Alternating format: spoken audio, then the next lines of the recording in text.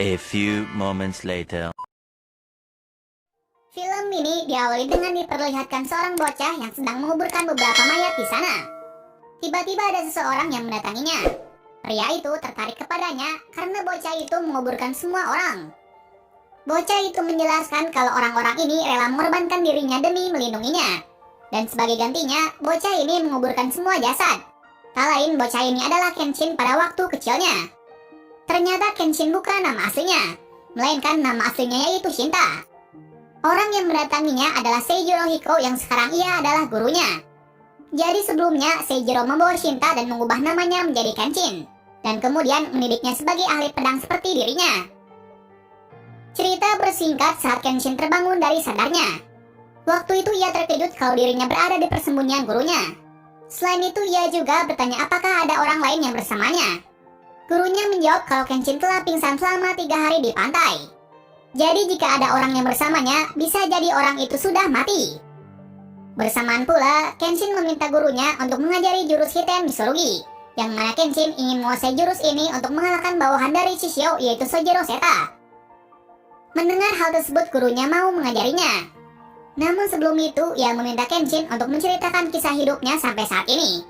Ia juga mengujinya sampai sejauh mana kekuatan dari Kenshin.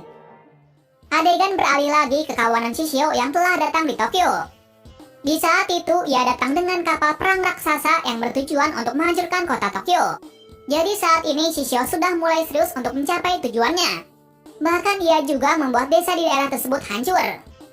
Nah, pemerintah Jepang melakukan sesuatu untuk menghentikan Shishio.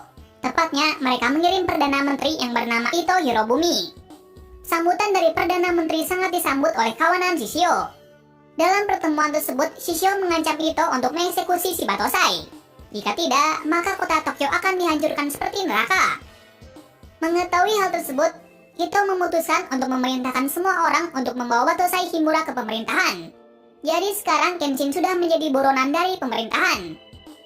Di tempat lain, diperlihatkan Sagara dan Hiko sedang khawatir tentang keberadaan dari Kenshin dan Kaoru. Tak berapa lama ada seseorang yang memberitahu kalau Kaoru telah diselamatkan oleh seseorang. Setelah mengetahui hal itu, Sagara dan Hiko merasa senang dan kemudian pergi ke tempat tersebut. Di lain sisi, ternyata Okina masih hidup. Saat ini ia sedang dirawat oleh Misao. Dalam sisi Misao, ia sangat marah saat Aoshi telah membuat tetua seperti ini. Ia pun memutuskan untuk membunuh Aoshi di kesempatan yang akan datang. Lalu adegan berpindah kembali ke Sagara dan Hiko yang mengetahui kalau Kenshin sedang menjadi buronan pemerintah. Hal itu membuatnya marah. Namun saat itu ia merasa lega kalau Kenshin sekarang masih hidup. Yang membuat mereka senang lagi yaitu Kaoru telah dirawat di rumah sakit. Kabar itu juga sampai didengar oleh Misao dan Okina. Sebelumnya Okina telah sadar. Kemudian Okina pun mengetahui tempat yang dituju oleh Kenshin. Ia meminta Misao pergi ke sana untuk memberitahu kalau Kenshin sekarang adalah buronan dari pemerintah. Cerita bersingkat lagi saat Kenshin telah diuji oleh gurunya. Di sini diperlihatkan kehebatan dari Seijiro Hiko yang membuat Kenshin kewalahan dengan teknik pedangnya. Padahal gurunya memakai batang kayu untuk mengujinya. Namun itu tetap membuat Kenshin terpojok. Di saat yang sama pula gurunya menanyakan tentang tujuannya yang mau melindungi seseorang. Namun Kenshin sendiri masih lemah. Seijiro juga mengingat latihan dahulu bersama Kenshin di mana Kenshin tidak menyerah meskipun ia telah babak belur dibuatnya. Malam harinya, gurunya bertanya tentang luka yang berada di pipinya. Kenshin menjelaskan kalau saat itu ia bertugas untuk membunuh seseorang. Di pikirannya saat itu hanya membunuh saja. Oleh karenanya ia mendapat luka seperti ini. Di samping itu, Seijiro menanyakan tentang setangguh apa musuh yang dilawannya sekarang. Kenshin memberitahu kalau dirinya sekarang belum cukup kuat untuk mengalahkannya. Namun tetap saja Kenshin akan mempertaruhkan hidupnya untuk mengalahkan Shishio. Hal itu membuat Seijiro kaget. Kemudian gurunya memberi waktu 1 hari untuk merenungi apa yang salah dengan dirinya. Mengetahui hal tersebut, Kenshin merenungkannya semalaman. Pagi harinya, gurunya menanyakan apakah Kenshin sudah mengetahui kesalahannya. Kenshin menjawab kalau ia belum mengetahui. Nah, untuk membuat Kenshin sadar, Seijiro memberi Kenshin sebuah pedang tajam dan memintanya untuk mencari kesalahan dengan melawannya. Setelahnya, pertarungan pun terjadi. Di sini Seijiro pun serius menyerang Kenshin dengan tujuan agar Kenshin menyadari kesalahannya. berapa lama gurunya memojokkannya, dan itu membuat Kenshin sadar kalau saat ini ia belum boleh mati. Nah, setelahnya gurunya mengatakan kalau Kenshin menjadi lemah karena ia telah tenggelam dalam penyesalan menjadi Batosai. Bukan hanya itu saja, Kenshin juga tidak memikirkan nyawanya untuk melindungi seseorang. Bersamaan pula, Seijiro mengatakan kalau Kenshin tidak bisa menguasai Hiten Mitsurugi kalau ia tidak memiliki niatan untuk hidup. Jadi kesimpulannya, kesalahan dari Kenshin adalah tidak menghargai kehidupannya. Adegan berpindah lagi ke Kaoru yang telah tersadar dari pingsannya. Dan setelahnya, Kaoru dan teman-temannya pergi ke Tokyo untuk mencari Kenshin. Sedangkan di Tokyo, pemerintah menyiapkan beberapa meriam untuk berjaga-jaga kalau Shishio akan menyerang. Kembali lagi ke Kenshin, yang mana saat itu, Kenshin sudah menguasai jurus Hiten Mitsurugi. Bersamaan pula, Misao datang setelah lama mencari. Di sini Misao memberitahu kalau Kenshin sudah menjadi buronan dari pemerintah. Dan kemudian Kenshin pun memutuskan untuk pergi ke Tokyo. Namun sebelum pergi, gurunya memberitahu Kenshin untuk berhati-hati dan kembali pulang dengan hidup. Setelahnya Kenshin pergi menemui Okina. Namun Okina telah pergi ke suatu tempat. Ternyata Okina pergi ke jalan rahasia yang akan dilalui oleh Kenshin. Di sana Okina bertemu dengan Aoshi, yang mana Aoshi pergi ke sini untuk membunuh Batosai. Akan tetapi Okina menghentikannya. Namun naasnya Okina pun dikalahkan dengan satu serangan saja mengingat ia sudah terluka parah. Bersamaan pula Kenshin dan Misao datang. Kedatangan Batosai membuat Aoshi senang, karena ia telah menunggu 10 tahun untuk mengalahkan Batosai dan menjadi samurai terkuat. Setelahnya terjadi pertarungan yang sangat sengit antara Kenshin dan Aoshi. Di waktu yang sama pula, Misao juga membantunya. Namun ia dikalahkan dengan mudah. Hal itu membuat Kenshin marah dan menjadi serius. Singkat cerita, Kenshin pun akhirnya mengalahkan Aoshi. Dan kemudian, Kenshin pun melanjutkan perjalanannya untuk pergi ke Tokyo. Berikutnya Kenshin sudah berada di Tokyo. Saat di sana, ia menyempatkan diri ke dojo Kamiya Kashinryu. Megumi yang melihat kedatangan Kenshin sangat khawatir, karena Kenshin telah diincar oleh pemerintah. Selain itu, Megumi juga memberikan baju merah yang dipakai oleh Kenshin sebelumnya. Bersamaan pula, para polisi mengetahui keberadaan dari Kenshin. Alhasil terjadi pertarungan lagi. Akan tetapi, Kenshin menyerahkan dirinya agar tidak ada yang terluka. Alhasil, ia dibawa oleh polisi ke markas. Saat di sana, ia sudah ditunggu oleh Perdana Menteri. Di sana, Ito menjelaskan kalau Shishio akan menghancurkan Tokyo jika Batosai masih hidup. Dengan itu, pemerintah memutuskan untuk mengeksekusi Kenshin agar Tokyo tidak dihancurkan. Singkat cerita, Kenshin pun langsung diarak sampai ke tempat eksekusi. Di sana semua orang termasuk Kaoru dan yang lainnya melihat eksekusi dari Kenshin. Namun mereka tidak bisa berbuat apa-apa.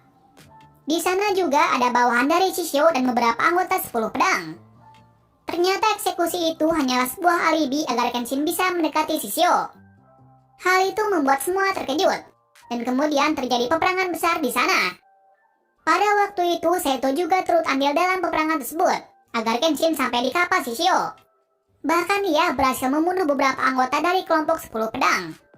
Sementara Kenshin dan Sagara pergi ke kapal untuk melawan Shishio. Saat di sana, mereka langsung mengalahkan beberapa pasukan dari Shishio. Lalu muncullah lawan yang kuat. Pertama Sagara melawan salah satu dari kelompok 10 pedang. Dan pertarungan kedua adalah Kenshin melawan Sojiro.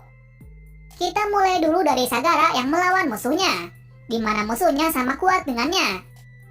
Namun pada akhirnya Sagara berhasil mengalahkannya. Berikutnya Kenshin melawan Sojiro, yang mana Kenshin berhasil mengimbangi kecepatan dari Sojiro. Bahkan Kenshin bisa melukai Sojiro dengan mudahnya. Pada akhirnya ia berhasil membuat katana dari Sojiro patah, yang berarti Sojiro kalah dalam pertarungan tersebut.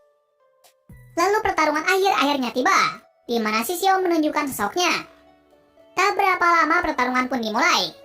Di sini terlihat kehebatan antara mereka berdua, yang mana mereka saling serang menyerang. Namun Shishio di sini tampak lebih hebat dari Kenshin. Dan yang paling menarik, pedang dari Shishio bisa mengeluarkan api. Hal tersebut membuat Kenshin terpojok.